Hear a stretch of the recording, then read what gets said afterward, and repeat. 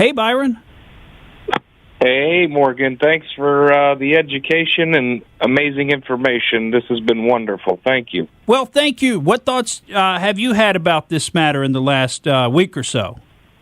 Well, being in the sector of real estate as my main source of employment, I got to say I was at a closing today, and it's strikingly odd that when you walk into any title company, they've got all the signs up, and there's just not a lot of movement.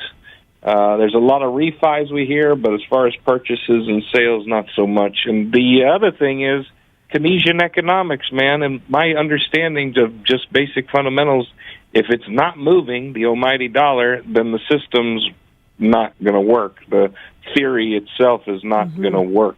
So drive on the road, no cars. It's not moving. The economy is not moving. We're at a standstill. And, I mean, can you imagine? I mean, they're saying we cannot even reopen by the end of this month. That would be reckless. We need to stay closed through at least the beginning of June. I mean, what in the world is going to happen to people if we have to stay closed another month and a half?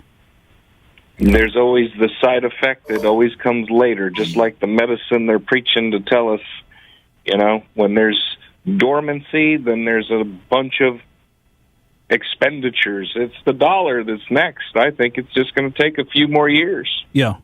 After this, they're just going to hyperinflation after stagnation. I don't know. It's pretty bad. Well, and you've seen just a dramatic expansion of the debt in the last 20 years or so. I mean, we've talked on the show before about, what was going on back in the mid-'90s. And remember, we got to a balanced budget, and I think the federal debt, which is different than the deficit would be zero if we balanced the budget, but the debt back then was something like $4 trillion. Well, we're over $20 trillion already, where I think we're between 21 and 23 trillion somewhere. I don't have the exact number. We were at 23 last week when your show aired. We're at 24 trillion this week. It is at 24 trillion, yeah. So that's 6 times what we were at about 20 years ago in terms of our debt load.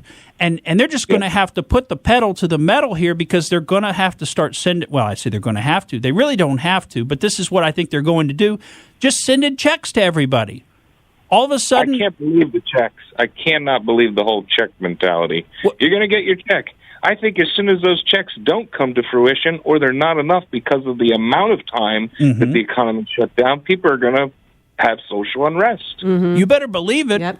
And all these people that live paycheck to paycheck and now no longer get a paycheck, 17 million of them as of the end of last week have applied for unemployment. Now, that's about 1 out of every 10 people that was even working in this country.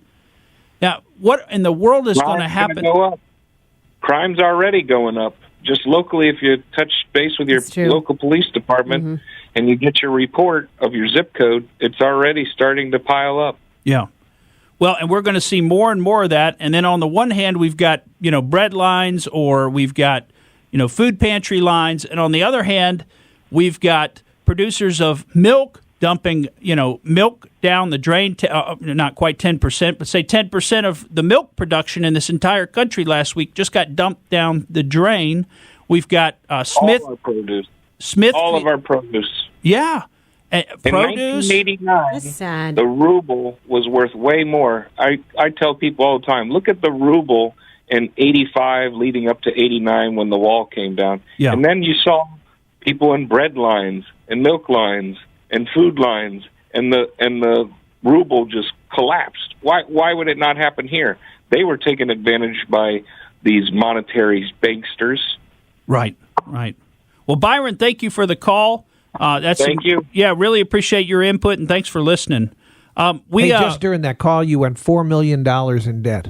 Just during that call. It's unbelievable. Stresses me out just thinking about it. It's unbelievable. I mean, if any of us lived like this, I know a lot of people live paycheck to paycheck, but if we lived the way the federal government is living, I mean, it just wouldn't be possible. Politicians just view it as a kicking the can down the road. Kick the can down the road. Don't make any hard decisions. As long as I get mine today, who cares about our grandchildren? But something's got to change here.